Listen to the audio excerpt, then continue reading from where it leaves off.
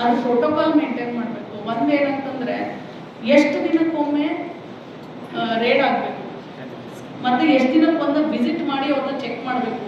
ಅಲ್ಲಿ ಭ್ರೂಣ ಹತ್ಯೆ ಆದಮೇಲೆ ನಾವು ಕ್ಲೋಸ್ ಮಾಡಿಸಿರ್ತೀವಿ, ಮತ್ತೆ ಹೋಗಿ ವಾಪಸ್ ತೆಗಿತಾರೆ. ಆ ಇನ್ವೆಸ್ಟಿಗೇಷನ್ಸ್ ಏನಾಯ್ತು? ಯಾಕೆಂತಂದ್ರೆ ಅವ್ರ ಇನ್ವೆಸ್ಟಿಗೇಷನ್ ಅಲ್ಲಿ ಮತ್ತೆ ರಿಪೀಟ್ ವಾಪಸ್ ಬಂತು ಅಂದ್ರೆ ಎಲ್ಲೋ ಒಂದ್ ಕಡೆ ನಮ್ಮ ಇನ್ವೆಸ್ಟಿಗೇಷನ್ ಅಲ್ಲಿ ತಪ್ಪು ನಡೀತಾ ಇದೆಯಾ, ಇದ್ರ ಬಗ್ಗೆ ಎಲ್ಲ ಬಹಳ. ಯಾಕಂದ್ರೆ ಹೆಣ್ಣು ಭ್ರೂಣ ಹತ್ಯೆ ಈಗಂತೂ, ಆಮೇಲೆ ಜೆಂಡರ್ ರೇಷಿಯೋ ಎಲ್ಲೂ ಈಕ್ವಲ್ ಇಲ್ಲ, ಮೇಲೂ ಇಲ್ಲ. ನಾನು ನೋಡ್ಕೊಂಡು ಬರ್ತಾ ಇದ್ದೀನಿ ಜಿಲ್ಲಾದಲ್ಲಿ, ಬಾಗಲಕೋಟೆನೂ ಹಾಗೆ, ಗುಲ್ಬರ್ಗಾನೂ ಹಾಗೆ. ಸೆಕ್ಸ್ ರೇಷಿಯೋ ರೇಸ್ ಆಗಬೇಕು.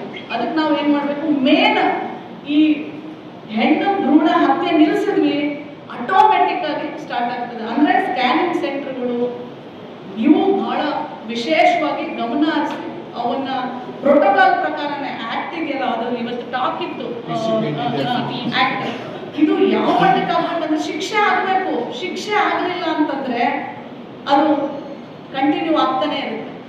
ಇದನ್ನ ಬಹಳ ಸೀರಿಯಸ್ ಆಗಿ ತಗೋಬೇಕು. ಹೇಳಿ, ಪ್ರಶ್ನೆ ಕೇಳಿ.